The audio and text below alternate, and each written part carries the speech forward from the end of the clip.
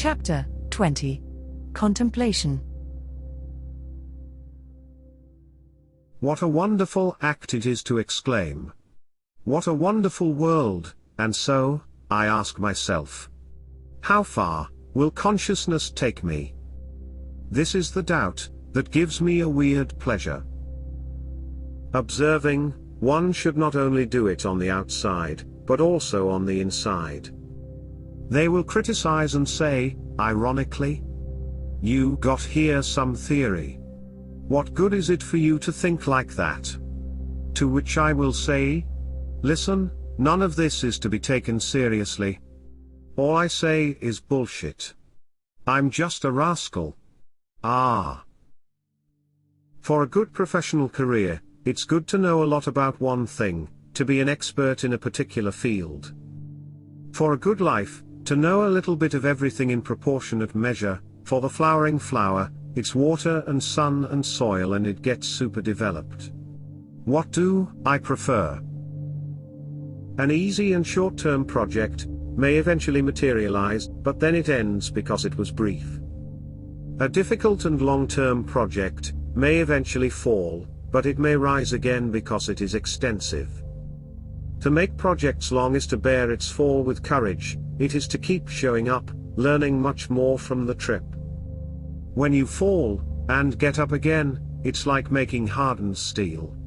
Steel, that is heated and cooled, acquires some desirable predicates.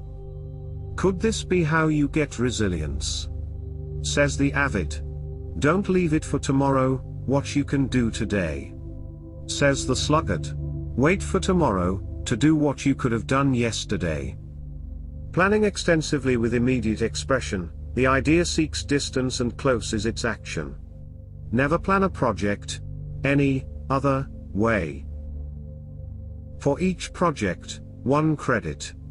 Giving credit makes progress easier, which in fact, is nothing else than the search for novelty. The novelty that cures boredom, the mother of all evils. However, giving credit is not sustainable. But, if there is no glorious conclusion, let there be no worry. If by chance there is no further progress, it can only be the end of life. Therefore, the project of life is always successful. I love my hands, they are very dear to me.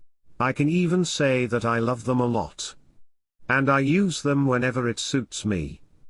By loving a person and wanting them dear, why shouldn't I say, I use the person?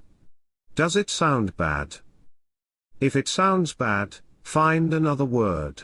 If you can, for when you use your hands, but before you try, notice that there is good use and bad use. Anyway, using is the act.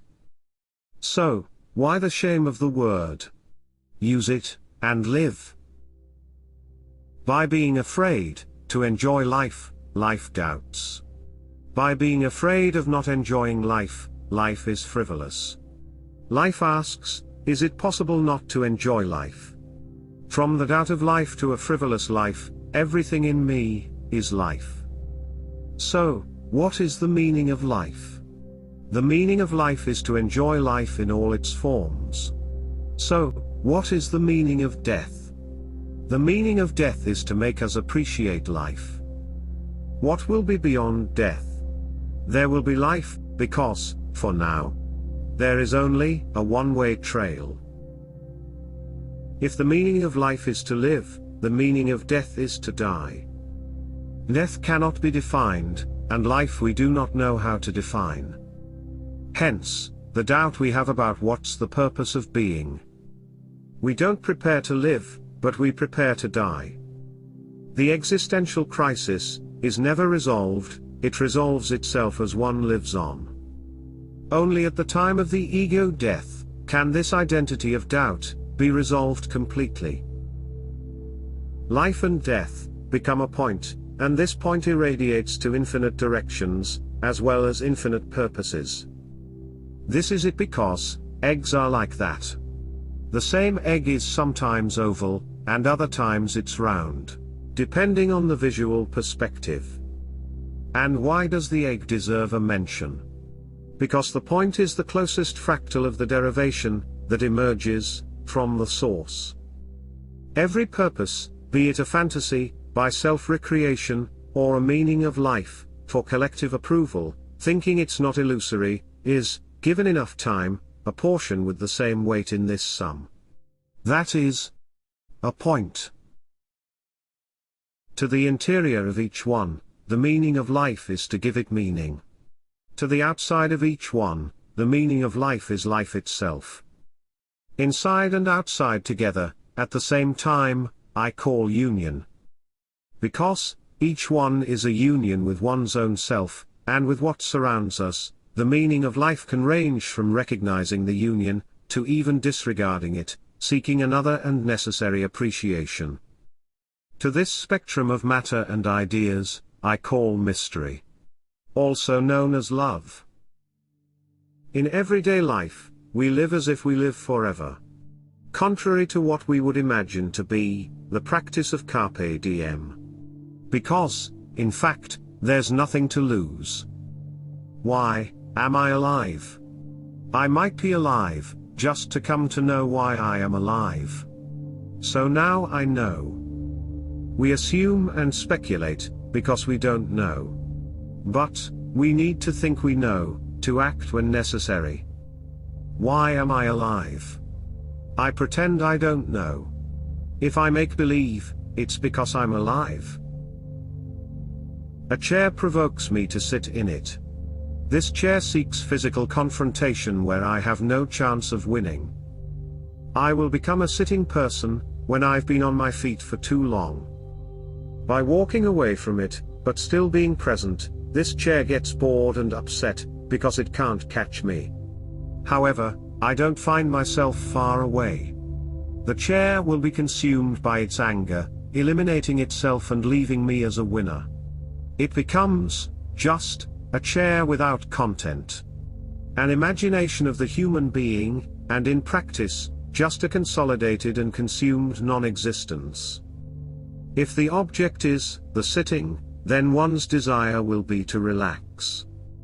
If the object is, to relax, then it will no longer be a chair, for then I shall have to lie down. It is a type of acceptance, that seeks to accept the object as a condition, but it does not meet the object as desire. Good pride is when we accept being defeated, and this is better than winning. This is not contemptuous acceptance, but rather, a contemplative acceptance. Accepting strongly is not ignoring the problem. Accepting with strength is will and desire, it's like poem horniness. To accept with weakness is to ignore the issue. Just notice your face, when you say the expression, "Oh, it's okay, I don't care." And now look at the face you make, when you really accept, and exclaim with intent, "Ah, I accept." The practical result can be the same, but the interior disposition is different. Happiness is elusive, it is shy. Happiness cannot be conquered, it is too powerful. Happiness is not built, it is too grand. Happiness is a mirage, we see it more in others. That's why happiness is like a butterfly, for the butterfly dodges, because it is shy. The butterfly is powerful because it flies with the wind. The butterfly is huge because it looks down on the drama of the people. The butterfly is a mirage because it is beautiful but far away. With its big blinking eyes, whoever is in silence is where it stands. Time feeds on time, give it time and it matures. Space feeds on space, give it space and it grows. That is why, when you want to make friends with a dog, offer him food. When you want to make friends with a person, show the same interests. When you ask someone for a date, meet that feeling. When you want to make friends with you, accept yourself. There are things that will always remain unresolved, and it's a good enough resolution to know this stricken. If it's enough, then it's done. If it's enough, it's neither too little nor too much, it's balanced. But, the people rightly say. It's like everything. Everything that is too much is bad. Too much of too much is bad. Too much of too little, too. And what about too much of enough? To be enough is to be moderate, but if being moderate turns bad, then any and all rest will become good. And this is what constitutes the balance of things. Living in balance is to be moderate, but now pay attention. Never give up on giving up, and in moderating moderation. Never give up on giving up, I will explain before leaving. It's the opposite factory attribute, the original attribute is to try. Even if I desire to give up, to this desire, I happen to succumb. But it's exactly because of the friction that we evaluate the force we never escape. Is it not because of the feeling of falling that we can achieve balance? Then, this really is so. Precisely, for so being. This was the last chapter of the book, Infinity and Paradox. We hope it was to your liking. We would like to count on you for new projects, and that's why we ask humbly for you to subscribe to this channel. Share the audiobook with friends if you think they can avail these understandings. Thank you, and see you next time.